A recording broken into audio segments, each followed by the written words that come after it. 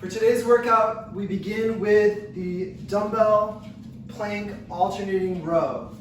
So for this, we'll have a pair of dumbbells. They will be close together, right under your shoulders, but close together. We'll be in a nice plank position with our feet wide apart. That's going to give us a strong base for when we take one of these arms away.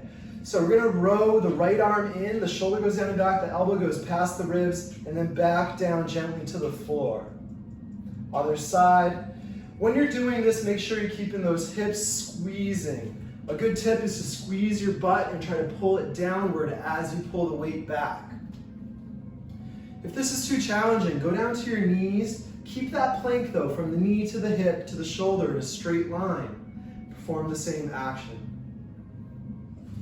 Our second movement today with these two dumbbells is a double dumbbell Russian swing. We have two dumbbells. We have our stance just outside shoulder width.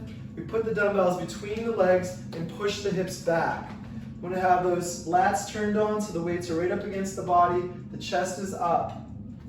From here, we get the action going with our hips. We thrust the hips and use that force to move those dumbbells up to about eye height. We only go to this height to really accentuate the movement provided by the hip. We want that hip to do the work throughout the movement. Our third movement today is the dumbbell rack alternating reverse lunge. So we have our dumbbells racked over the shoulders for this. Back end of the dumbbell is over the shoulder, elbows are up. From here, we take a step back and touch the knee to the ground. Drive through the front foot, meet the feet together. Alternate sides, keep the core tight.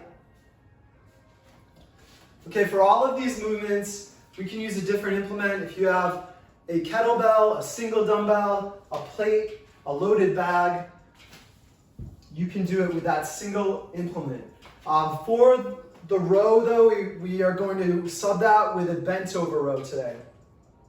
So you get into a deadlift position, push your hips back. Make sure if you have a bulky item, your legs are wide enough so it can fit close to the body, maybe between the knees slightly. So we have a flat back here, and whatever object you have, you want to release your lats a little bit, let it hang out. From here, shoulders down and back, elbows in, back to straight arms at the bottom. Just like that, back stays flat the whole time. For the swing, you can still use this single object, whatever it is, plate, bag, kettlebell, dumbbell. With the plate or another bulky item, you're going to have your feet wide apart. Same position, same action. Thrust that hip, swing it up to eye height. If it's too light, you might have a light object, you could go all the way overhead and make it a little more difficult. But do make sure that you're using your hips to drive it up. Okay, finally for the lunge, the reverse lunge, we can put this item up over the back, up over the back of the neck, on top of the traps, on the upper back.